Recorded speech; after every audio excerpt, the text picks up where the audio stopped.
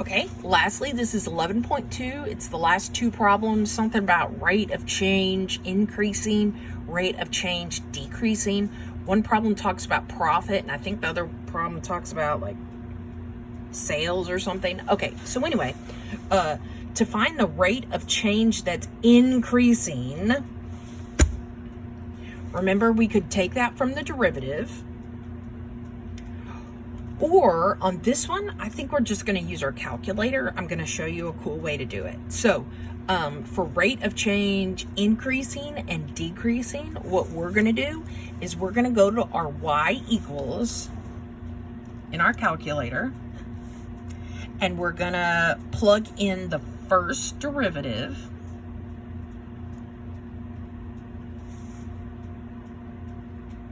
And then we're going to look at our graph for what's increasing or decreasing. So first I need to make my first derivative. So let's find n prime of x.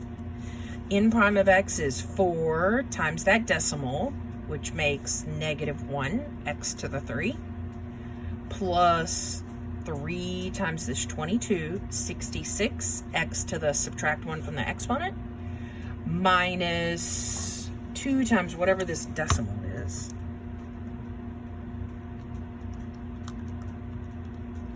I got 945, and there's an x. Okay, so we're gonna plug this sucker into our y equals. Or we could do the whole number line thing, but this is just a different way to show you.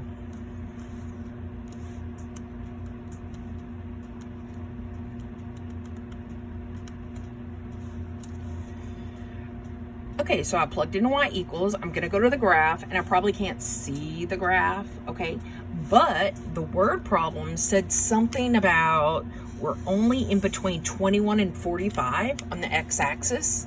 So I'm going to go to my window, and on x-min and x-max, the x-min is now this 21.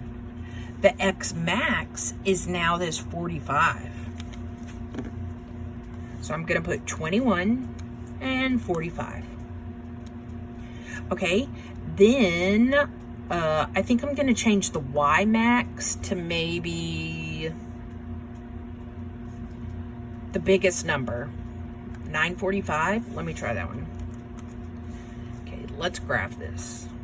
Nope, can't see it. Okay, let me go back to my window, and I want to try and change that y max as high as possible. I think I'm gonna maybe use this 82,000 from the very first equation. That's the biggest number.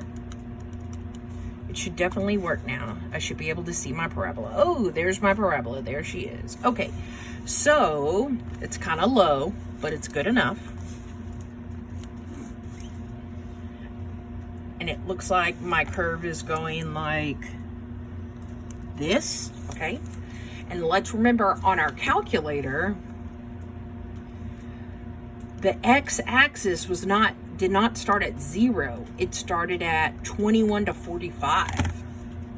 So I'm going to put 21 here and 45 here. Okay, now the question was, when is the rate of change increasing? Well, it's increasing as I'm going up this parabola, and then it's decreasing once I'm going down. I just have to figure out where it stops going up and down. So I'm going to go back to my graph, and I'm going to find the very top of this hump. So we need to pay attention to our y values. Whenever the y value is the biggest, that's the x value I want. So I'm going to press trace. And it kind of already took me there. Let's see if that's right. Okay, so this y value says 4752. Let me see if I can find another y value that says 4752 or anything higher. Oh, this one says 4854. Oh yeah, these are much higher y values. Okay, so it looks like I go all the way up to 4900 y value. And then after that, the y values start going back down. 48,000, 47, what. Okay, so anyway, the highest part of this graph looked like the y value was at 4,900. and the X value was at 35 because it says 35, 4,900. Okay, so we can say that it's increasing from 21 to 35. That's part A.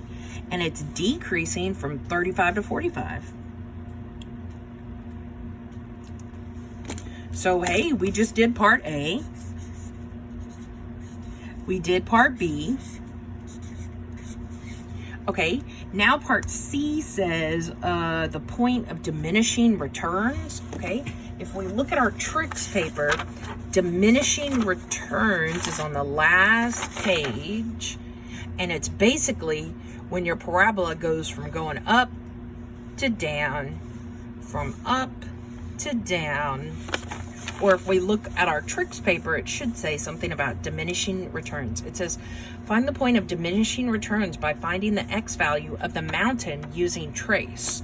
Well, I think we already did that. This point at the top of the mountain, what was it, like 35, 4,900? Yeah, okay. Well, part C says the point of diminishing returns. Well, we're going to say the point of diminishing returns is 35. And we're talking about sales, so it's probably going to say $35, $35,000, whatever. And then it says the maximum rate. Well, if this graph describes the rate, it's increasing then decreasing. The maximum rate is whatever that Y value is at the top of the mountain.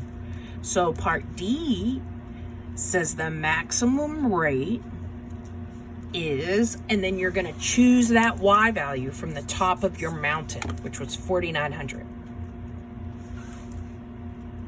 Yeah, okay. Then, I think part D, or the last one, says plug it in your calculator. So you'll plug in both of these in your calculator with the same window of 21 to 45, and it should give you the correct picture.